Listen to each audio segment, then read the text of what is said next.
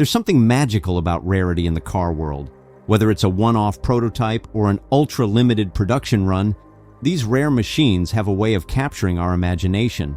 They're like hidden treasures, pieces of automotive history that most people will never see in person. And today, we're diving into one of the rarest and most mysterious cars ever to roll out of Detroit. A Dodge Charger Daytona variant so exclusive that only 12 were ever built. This isn't just a forgotten footnote in Mopar history, it's a story of ambition, secrecy, and what might have been. To understand this car, we need to go back to 1969, the golden age of muscle cars and NASCAR dominance. Chrysler was locked in a fierce battle with Ford and GM on the track, and they weren't afraid to push boundaries to win. Enter the Dodge Charger Daytona, a car designed specifically to dominate NASCAR's superspeedways. With its iconic pointed nose cone and massive rear wing, the Daytona became an instant legend, both on the street and on the track. But while everyone remembers the standard Daytona, few know about its even rarer sibling, a secret project that took the already outrageous Daytona to another level. This ultra-limited edition Charger Daytona was born out of necessity. By late 1969, Chrysler engineers realized they needed something more extreme if they wanted to stay ahead of the competition. The standard Daytona was fast, no doubt, but aerodynamics alone weren't enough to guarantee victory. So, in true Mopar fashion, they decided to throw everything they had at the problem, including a top-secret engine swap that would make jaws drop. Let's talk about the heart of this beast. Under the hood sat none other than the legendary 426 Hemi 5.8, the same engine that had earned its reputation as the elephant for its sheer size and power. But this wasn't your average Hemi. Engineers tweaked it further, adding high-flow heads, a hotter camshaft, and upgraded carburetors to squeeze every last ounce of performance out of it. The result? A staggering 500 horsepower, a number that was absolutely mind-blowing for the time. For context, most production cars back then struggled to break 300 horsepower, let alone double that. But here's the thing, this wasn't just about raw power. What made this version of the Daytona truly special was how it combined brute force with cutting-edge technology.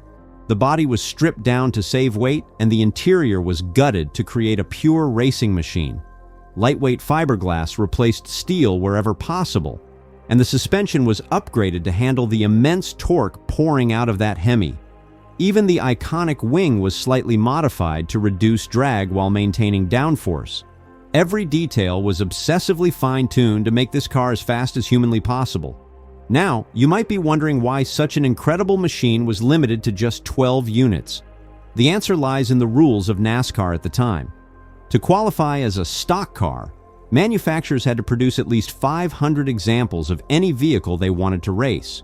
Chrysler cleverly exploited a loophole by building these 12 Daytonas as prototypes, or test mules, as they called them, before committing to full-scale production.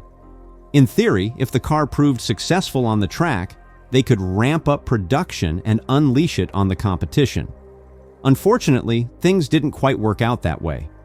By 1970, the automotive landscape was changing rapidly. Tightening emissions regulations and rising insurance costs began to strangle the muscle car market, forcing manufacturers to rethink their strategies. For Chrysler, investing in a limited-run supercar like this simply didn't make financial sense anymore. As a result, the project was quietly shelved and the 12 prototypes disappeared into obscurity. Some say they were destroyed, while others believe a handful survived in private collections. Either way, their existence remained a closely guarded secret for decades. Fast forward to today, and these cars are the stuff of legend. If you're lucky enough to stumble across one, consider yourself part of an elite club. These Daytonas represent the pinnacle of what Mopar was capable of during its heyday, a perfect blend of speed, style, and engineering brilliance. And yet, because so few were built, they've largely flown under the radar, overshadowed by their more famous siblings like the standard Daytona and Superbird. So, what makes these 12 cars so special compared to the regular Daytonas? For starters, there's the exclusivity factor.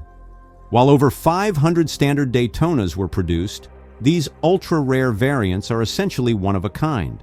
Each car was hand-built by a small team of engineers who poured their hearts into making it faster, lighter, and more advanced than anything else on the road. Then there's the mystique surrounding them. Because so little documentation exists, much of what we know about these cars comes from rumors, grainy photos, and the occasional sighting at obscure car shows. It's like chasing a ghost, a tantalizing mystery that keeps enthusiasts coming back for more. But beyond the numbers and the lore, these Daytonas remind us of a time when automakers weren't afraid to take risks. Back then, Detroit was a playground for innovation, where engineers were given free rein to experiment and dream big. Cars like this ultra-rare Daytona are a testament to that spirit, a reminder of what happens when passion meets purpose. If you're curious about what it would feel like to drive one of these mythical machines, imagine this. You're sitting in the cockpit, surrounded by bare metal and minimalistic controls. The engine roars to life with a deep, throaty growl that shakes your entire body. As you press the accelerator, the Hemi unleashes its full fury, propelling you forward with a force that feels almost supernatural. The steering is razor sharp, the suspension hugs the road like glue, and the sound of that exhaust note is music to your ears. It's not just a car, it's an experience. Of course, owning one of these Daytonas is a pipe dream for most of us. With only 12 ever built, and possibly fewer surviving today, they're among the rarest and most valuable Mopars in existence. Auction prices for similar prototypes routinely reach into the millions, assuming they ever come up for sale. But even if you can't afford one, there's still something inspiring about knowing they exist. These cars are a symbol of what's possible when creativity and determination collide. Now, I want to hear from you. If you had the chance to own one of these ultra-rare Daytonas, would you choose it over other legendary Mopars like the Hemi Cuda or the Superbird? Or do you think the standard Daytona is a better representation of Mopar's golden era? Let me know in the comments. I'd love to hear your thoughts. Before we wrap up, I want to leave you with this.